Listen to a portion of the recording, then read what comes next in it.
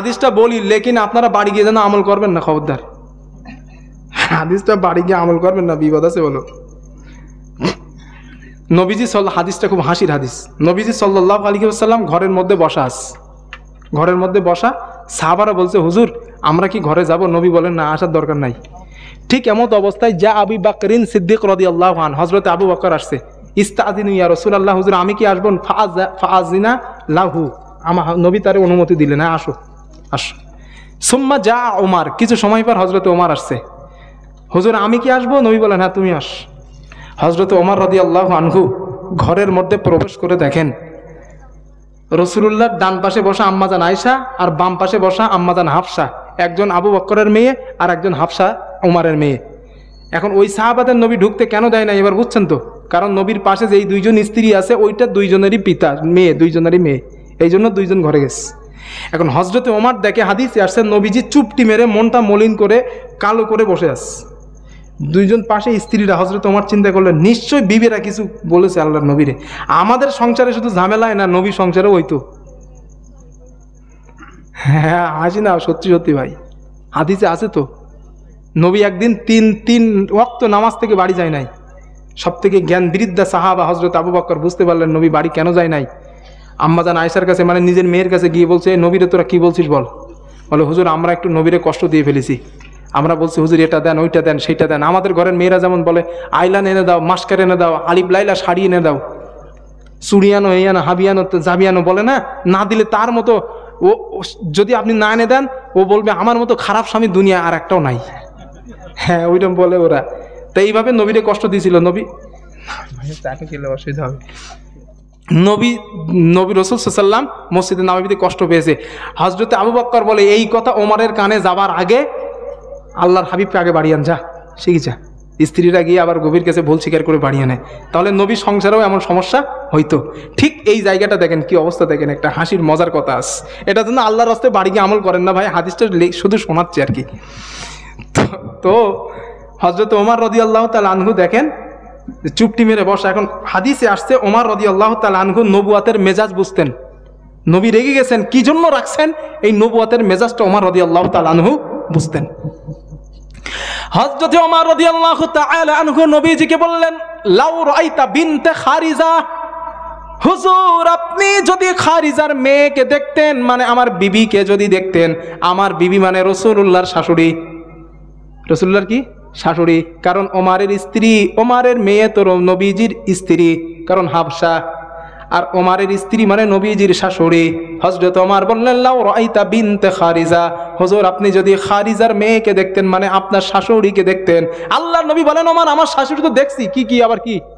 হযরত ওমর বলেন, হুজুর বিষয়টা এমন না, আমার কাছে শুধু এটা চাই, কাপড় দাও, ছায়া দাও, ব্লাউজ দাও, এইটা দাও, সেইটা দাও, হাবি দাও, জাবি দাও। আল্লাহর নবী বলেন, ওমর তুমি কি করছো? বলে, হুজুর ফারাজাও তো অনুকাহা, গলার টুটি টিপে ধরছি। হাদিসে আছে অনুকাহা, আমি তার গলার টুটি টিপে ধরেছি।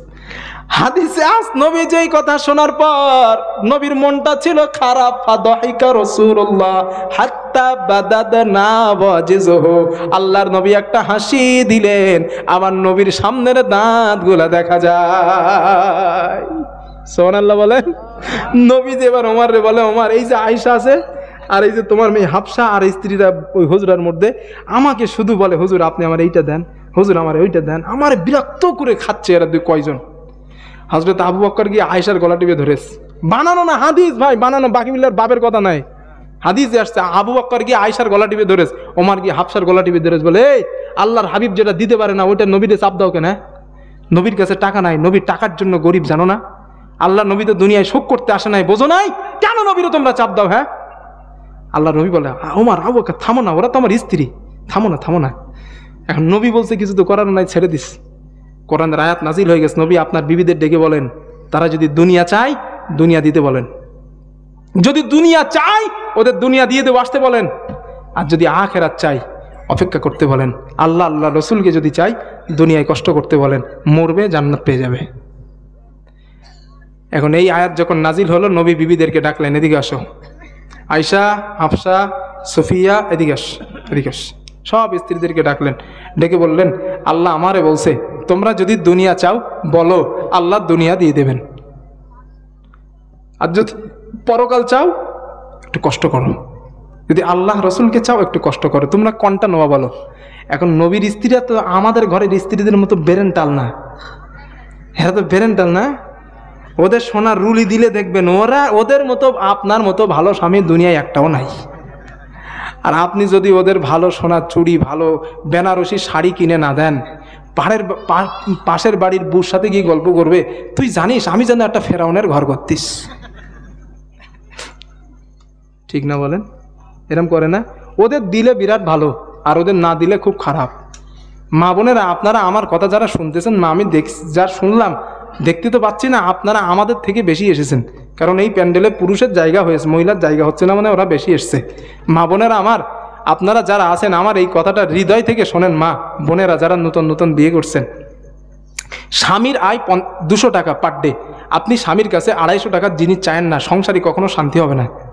স্বামীর আয় 500 টাকা, আপনি 300 টাকার জিনিস নেন যেন স্বামীর দিতে পারে।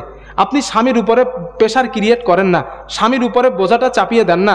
আপনি স্বামীর আয় 500 টাকা, আপনি চাচ্ছেন 600 টাকার বেনারসি শাড়ি, আপনার স্বামী 100 টাকায় পাবে কোথায়? আপনার স্বামী যখন না দিতে পারবে, তখন আপনার সঙ্গে আপনার স্বামীর মধ্যে অশান্তি সৃষ্টি হবে। আর হাদিসে আসছে যেই সংসারে স্বামী আর স্ত্রীর মধ্যে ভালোবাসা, মিল মোহাব্বত পয়দা হয় না, মিল মোহাব্বত নাই, নবী বলেন ওটা জাহান্নামের একটা বাসা টুকরা। আর যেই সংসারে স্বামী আর স্ত্রীর মধ্যে ভালোবাসা আছে, উদারতা আছে, প্রেম আছে, মোহাব্বত আছে, ফিলিংস আছে, টেন্ডেন্সি আছে স্বামী আর স্ত্রীর মধ্যে, আল্লাহর নবী বলেন ওটা জান্নাতের একটা টুকরা। সংসার সুখে হয় রমণীর গুণে। ওরাই চাইলে সংসারটাকে টেকিয়ে রাখতে পারে। আর সব থেকে সংসারে অশান্তি হবার অন্যতম কারণ হলো পরকীয়া। আর কেউ কথা বলে না? মুর্শিদাবাদে এরকম নাই, সব আল্লাহর ওলিমা বাস করে। তো চাঙ্গা মোবাইল দিয়ে রেখেছেন হাতে, 25,000 টাকা দামের মোবাইল। আপনি সকালবেলা কাজে যাচ্ছেন, রাত 12টার সময় বাড়ি আসতেছে, আপনার বিবির পাশে শুয়ে পড়ে দেখতেছেন বিবির ক্যাথার মধ্যে থেকে নূরের আলো জ্বলতেছে। হ্যাঁ, একটা গল্প আছে ভাই, এরকম একটা গল্প আছে। মানে এক লোক এক হুজুরি কাছে গেছে, মানে উনি দেখে প্রত্যেক দিন ওনার বিবির কপাল থেকে নূরের আলো চমকাচ্ছে। না, কথাটা শোনেন তো আগে, তারপর হাসেন। কথাটা হাসেন না ভাই, বাস্তব কথা। স্ত্রী কারে বলে? স্ত্রীর কপাল থেকে নূরের আলো চমকাচ্ছে। এখন ও চিন্তা করেছে, আল্লাহ আমার বিবি কি এমন করেছে যে স্ত্রীর কপাল থেকে নূরের আলো চমকাচ্ছে। এখন এক পীর সাহেব হুজুরের কাছে গেছে, হুজুর আমার বিবির কপাল থেকে প্রত্যেক দিন রাত্রে নূরের আলো চমকায়, হুজুর আমি এখন কি করতে পারি? হুজুর এখানে উত্তর দিচ্ছে, বাবা তুমি বাড়িতে চলে যাও, বাড়িতে চলে গিয়ে দেখো তোমার বিবি রাতের বেলা গভীর রাত্রে পরপুরুষের সাথে চ্যাট করিতেছে, তোমার বিবির মোবাইল থেকে নূরের আলো ছটকাচ্ছে। কথা বোঝেন না? তা আপনি রাত 12টা 1টার দিকে বাড়ি আসছেন, বাড়ি এসে দেখছেন বিবির কপাল দিয়ে নূর চমকাচ্ছে। ওটা নূর না, ওটা মোবাইলের আলো। আপনি চিন্তা করতেছেন ওই সংসারে শান্তি পাবে না? 1 নম্বর কাজ, বিবির হাত থেকে মোবাইল নিয়ে নেন। আর যদি অতি প্রয়োজনে মোবাইল দিতেই হয়, সাদা কালো সেট কিনে দেন। সাদা কালো যদি অতি প্রয়োজন দিতে হয়, সংসারে শান্তি আসবে। সংসারে অশান্তি হবার 1 নম্বর কারণ হলো মোবাইল। ওই মোবাইলের মধ্যে সিরিয়াল দেখে না, কলকাতার সিরিয়াল, টাপুর টুপুর, ঝিনুকমালা আর কি কিরণমালা, ওইসব দেখে। আর ওই সংসারে কি হয়, ওই প্র্যাকটিক্যালে মেলায়। স্বামী বাড়ি আসে, ও দেখে এই সিরিয়ালের মধ্যে দেখে যে স্ত্রী স্বামীর ওপরে দাদাগিরি ফলাচ্ছে। ও চিন্তা করছে আজকের আমি একটু প্র্যাকটিস করে দেখবো। বাড়ি এসে প্র্যাকটিস করতেছে, আপনার যাচ্ছে মাথা গরম হয়ে বাঁকের বাড়ি এক ঝেড়ে দিচ্ছেন মাথায় কেল্লা পথে। অশান্তি দোষ ওদের দিলে হবে না, দোষ আপনাদেরও আছে। আপনার মোবাইল কিনে দিচ্ছেন কেন? কি দরকার আপনার বিবির? কি দরকার বলেন আমারে? চাকরি করে নাকি, সে ব্যবসা করে নাকি? তার হাতে অ্যান্ড্রয়েড সেট কিনে দিবেন মানে? একটা উপদেশ দেয়, একটা উপদেশ, বাকি বিল্লার উপদেশ না, আমার বাপের উপদেশ। আমার বাপ দিয়েছিল আমারে, আমার আব্বার শ্বশুর মানে আমার নানা আমার আব্বারে দিয়েছিল, আর আমার বাপ আমারে দিয়েছিল। আমার বাপ আমার উপদেশ দিয়েছিল, বাবা ভাত খেতে খেতে, ছোট মানুষ তখন আমি, এখনো বলি নাই। আপনাদের ওই উপদেশটা দিচ্ছে আমার বাবার উপদেশ। বাবার যদি মেনে নেন জীবন বেঁচে যাবে ইনশাল্লাহ। আমার বাবা আমারে বলতেন, আমার আব্বু, বাবা মহিলারা হলো হোমিওপ্যাথি ঔষধ। হোমিওপ্যাথি ঔষধ মহিলারা, সিপি খুললে যেমন দেখো না হোমিওপ্যাথি ঔষধ উড়ে যায়, মহিলাদেরকে যদি ঘর থেকে বার করো, ওরাও কিন্তু পরপুরুষের হাত ধরে উড়ে যাবে, আর ধরে রাখতে পারবে না। এইটা আমার নানা আমার আব্বারে বলতেন, আর আমার আব্বা আমারে বলেছেন। আলহামদুলিল্লাহ আমি এই 4 বছর বিয়ে করেছি। আমার বিবির যদি একটা পায়ের জুতো ফিতেরও প্রয়োজন হয়, যদি আমার চয়েস না হয় ওর চয়েস থাকে, এখন তো মোবাইলের যুগ, আমার ফোন থেকে ওই স্ক্রিনশট করে ছবিটা আমারে দেয়, আপনি এইটা একটু এনে দিয়েন, আমি এনে দেই। আমি ওরে এইভাবে ওসিয়াত করছি, তোমার যা প্রয়োজন আমার দরকার, পছন্দ না হলে তোমার স্ক্রিনশট দিয়ে ওই স্ক্রিনশট দেখে আমি কিনে আনবো, যাতে যত টাকা নেয় নিক। আমার বিবি 4 বছর পরে বিয়ে করার পরে আমার চাচতে ভাবিরাও আমার বিবিরে দেখে না এখনো। কথা বোঝাইতে পারছি? আমার ভাইরা তো পড়ে মরুক, আমার ভাবিরা পর্যন্ত আমার বিবিরে এখনো ভালো করে দেখে নাই। লা ফাকরা ফিহিম, ফকর করছি না। আমার বাড়ির টোটাল কোনো পুরুষ এলাও নাই, আমার বাড়ির টোটাল কোনো পুরুষ এলাও নাই, পরপুরুষ। জেলখানার মতো ঘেরা আমার বাড়ি, যদি আল্লাহ কোনোদিন নিয়ে যায় দেখে আসবেন। আমার ফ্যামিলি ক্যাটাগরি পুরো আলাদা। আমার আম্মারে আমার গ্রামের আমার পাড়ার অর্ধেক মানুষ চেনে না যে আমার মা ওইটা।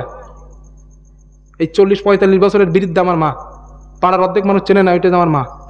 আমার বাবা কিন্তু সাধারণ মানুষ, আলেম না, আমি তার সন্তান। আমার আব্বার উপদেশ এটা, বাবা মহিলাকেও ঘর থেকে বার করবো না। আমার বিবির নিজের খালু মরে গেছে, খালু। আমার শাশুড়ি আমার বিবির কাছে ফোন করছে, ফোন করে বলছে তোমার খালু মারা গিয়েছে। আম্মারা জবাব দিচ্ছে, আম্মা আমার এলাও নাই যাবা, মরা বাড়ি বিয়ে বাড়ি যাবা আমার বিবির এলাও নাই। আমি আমার ফজিলত বয়ান করতেছি না চাচাজি, আমার মতো করে সংসারটাকে কাটান, আপনার সংসারের জীবনে অশান্তি হবে না, জীবনে না। লিখে রেখে দেন সাদা কাগজে আমার কথায়। 4 বছর বিয়ে হয়েছে, তো আমার বিবির উপরে আমার কখনো রাশ করতে হয় নাই। আমি বিরাট ভালোবাসি বিবিকে।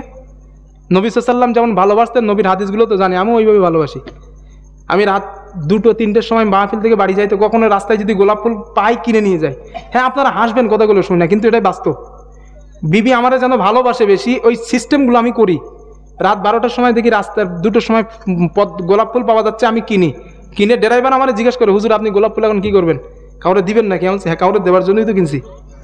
কারণ বাড়ি নিয়ে বিবি রাত্রে যখন দরজা খোলে বিবির হাতে দেয়, ও খুশি হাসে শুধু।